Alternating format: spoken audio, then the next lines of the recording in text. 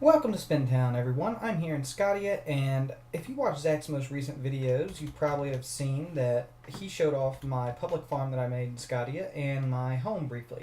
I decided to go ahead and make a video of myself touring the area as well because I figured there might be 5, maybe 6 of you who don't subscribe to Zach that subscribe to me.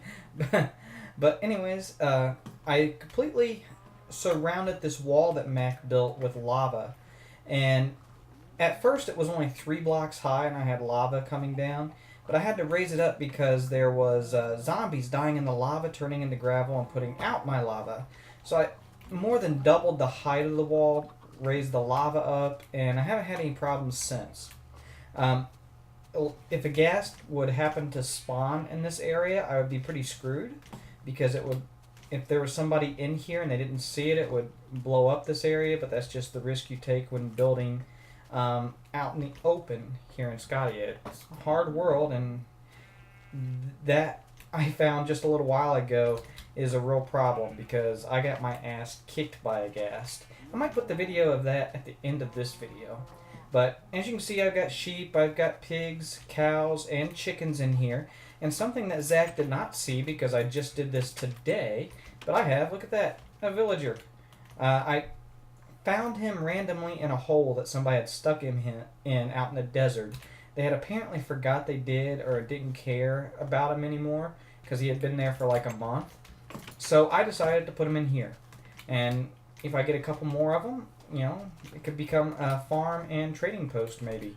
But this right here is my little mushroom hutch. I put one of each different kind of mushroom under here. Took out the lights, nothing can spawn under there. And once in a while, mushrooms will appear on the sandstone outside of the block. So it's kind of like a little mushroom farm, and it works pretty well. I usually get a few mushrooms a day. It's not much, but it works. You can pretty much grow anything in this farm. You have a place where you can get cocoa beans, you can get vines, you can get wheat, watermelon, pumpkins. If you want to plant a couple trees, you can do that. The ones that are currently here, they're not meant to be farmed. Those are just decorative trees. I've got one of each kind here.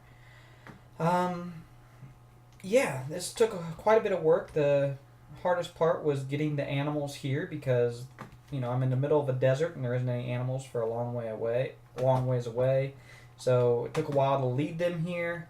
And Smith killed me in the process of leading them here a number of times, so I had to start all over again. Yeah, if you don't know, me and Smith have sort of a little bit of a war going on here in Scotia. He's griefed my house, he's killed me, and a number of different things. I'm waiting to get my revenge until I know it's really going to hurt him. It's going to really piss him off, hopefully. I've found a couple of his little bases here in Scotia, but it's nothing special. I'm going to wait for the... till I have something that's just going to make him furious and hopefully just rage quit on the spot as soon as he finds out about it. So, his time will come. I'm in no hurry to get my revenge. But out here is my little home in Scotia. It's nothing fancy. I just wanted to make something that... Oh, and there is a portal here that it does work, and it works as a rebreather. If I'm swimming underwater, I can swim through it, and I get my air back, which is kind of neat. Pigmen do spawn there from time to time, but this home is meant just to be just a place for me to have to store my weapons and my food, and to be able to support myself in Scotia when I go want to hunt somebody down. I did decide to make myself a little enchanting room so I can upgrade my weaponry. A really tiny storage room, which I don't have anything in for the most part. I got a little bit of sand and stuff.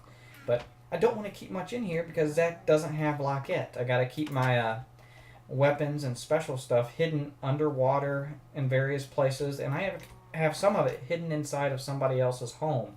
And they don't even know it's hidden there. So, yeah, it's kind of hard in Scotia, not just because the settings Zach has, but because, the little war I have with Taz and no Lockette means that your stuff can disappear and pretty quickly if you're not careful. But in my house here, this is my little farm I use to support myself. I get my food from here.